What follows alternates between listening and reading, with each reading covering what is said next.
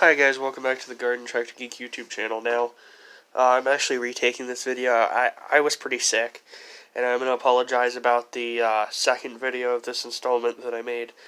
I'm still sick, but I'm definitely much better. Um, I was so sniffly, and it annoyed me, so to the viewers, I do apologize. That video was quite annoying. Hopefully this one's a little better. Like I said, I'm still sick, but I'm definitely getting better. But I do want to get this series out. So, here's the Arctic Cat Jag 3000. Now, the first thing you're going to notice is it's been cleaned up pretty well. I used a little secret recipe. Some people are very against this, but this has been on here now 2 days and hasn't faded at all. If you look at my first two videos, it's a complete night and day difference. So basically what I did is I got a wet cloth, or a wet paper towel is what I used, and I put a little bit of gas on it. And I wiped down the whole unit. After I wiped it down, I washed it down real good, rinsed it, cleaned it, and this is your result right here. It's pretty incredible, actually. So, what this video in this installment is going to be kind of the plans for this. So, I have always wanted a snowmobile. It's always been something I've been interested in. When I was growing up, I had ATVs. So this is just kind of something that I've always been into, but snowmobiles, I've never really had one. My dad got one about 2 years ago, and it was really neat. I don't remember if I got to ride it around or not, but I've always been into them, and this one kind of was the right deal, right time, right place, and as you've seen in my previous video, it does run. I actually have got it to go pretty good. It still smells like old gas when I run it. It's just going to need a good hard run before that's just going to clear out of the system. So, unfortunately, this thing's just going to have the snot ran out of it before you can get that old gas smell out of this unit. As far as I know, this was last registered in 91 and 92. That very well could be the last time this was ever ran. I doubt it, but it's possible. And the old gas aroma is just something I've never smelled on any piece of equipment I've ever owned. So, I'm not going to sit here and say I doubt it either, but the cool thing is this thing very well could have been ran through, this came from Bloomsburg, is where it was originally sold at Crawford Motor Sales in Bloomsburg. So it's about an hour and a half away from where it originally was sold, which is really neat. But this very well could have been through the blizzard of 93, 94. It could have been through the winter of 96, 97. Those were just record years for us. 93, 94, I think we had 125 inches of snow, which that was a huge winter. 96 or 95, 96 or 94, 95. No, it was 95, 96. We had, I think it was around 100 that year. Those were some big years. Now, our average here is around 45 to 50, so that kind of gives you an idea what kind of years those were.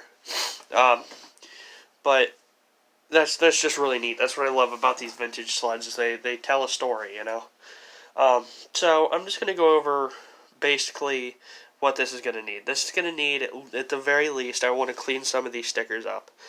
Like the VDR, I don't know if that's going to come up. That VDR down there, I don't even know what VDR means, to be completely honest with you. Excuse my ignorance if it does mean something. I want the Michelin Man sticker go on the FMF. The AMSOIL's fading. There's a Fox on that side that's just about gone. Pro Circuit can go. That's crappy. It's not in good shape. The Got Snow I might keep just because I think that's a cold decal with the vintage sled. Arctic Cat's staying. Monster ones are going. I drink Monster. I love Monster. Not keeping those decals. The windscreen is going to be replaced. That's $52. That idler wheel is going to have to get replaced. That's around $25 to $30. And I'm going to go through all these bearings and make sure everything's good to go. Everything's greased. Everything's lubricated. I'm going to go into the drive system here, check those fluids. If need be, I'll change those out as well. What else? I'm going to need hood latches, that's 10, gas caps 18. I got some race oil, two-stroke oil, from my dad. Local ATV dealer sold it to him. I kind of found out though he used it in his sled when he had a Ski-Doo, but I've had it out in the cold. And it's not heated currently. It's worse than straight 30. Like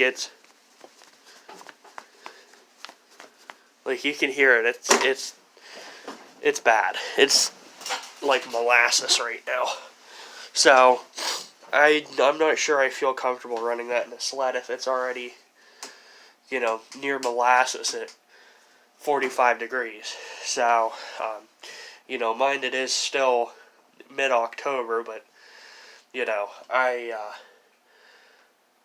I can't imagine what that stuff's going to be like at 32 or below. So I might just have to go out and currently I have steel synthetic oil in it right now, two-stroke oil.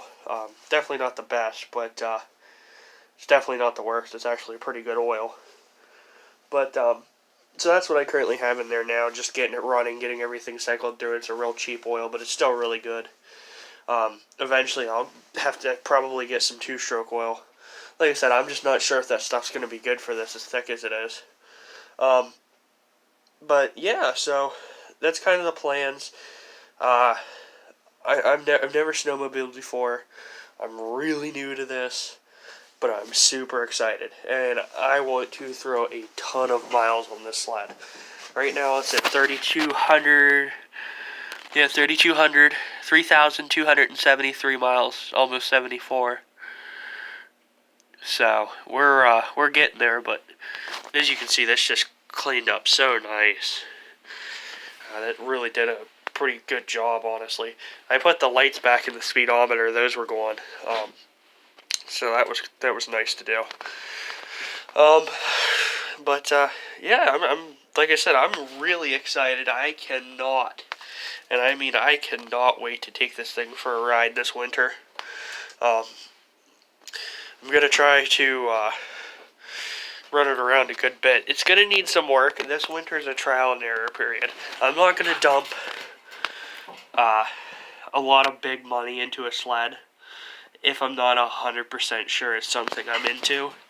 I'm right now 80% without ever running a sled, to my knowledge, which is pretty high for me. With that being said, if I do decide to keep this, at the very least, the shocks are all going to have to be replaced. I like new skis, that kind of stuff. Nothing real major, it's just basic stuff. Now, if I really get into the sleds, I'm probably going to be looking at a newer sled at some point, probably liquid cooled or fan cooled, depending. But when I mean newer, anything from mid-80s and up. This is a 78 right here. But I'll probably still end up keeping this just because this is kind of a unique thing. It's my first sled. It's in pretty darn good shape. And, yeah, so I just wanted to do this little video, let you know my plans on the sled, what I'm thinking. Like I said, I'm new to all this. Let me know, seriously, if you're like a sled guru, throw me some hints, tips, like what to look out for on the bogey wheels or the idler wheels or whatever. Like maintenance, like that braking system where the dry system is. Like, literally school me on this thing. I mean, like, give me the rundown if you have the time. If there's any, like, specific oils you recommend. It says 50-to-1 mixture. If you think it needs to be richer than that, let me know. I mean, literally, school me up and down on snowmobiles. I need it, so I appreciate all of the advice I get. So, anyways, please like, subscribe, check out my other videos. Thank you guys for watching. Thank you for tuning in on the series, and look forward to more videos on this snowmobile. Thank you, and have a good day.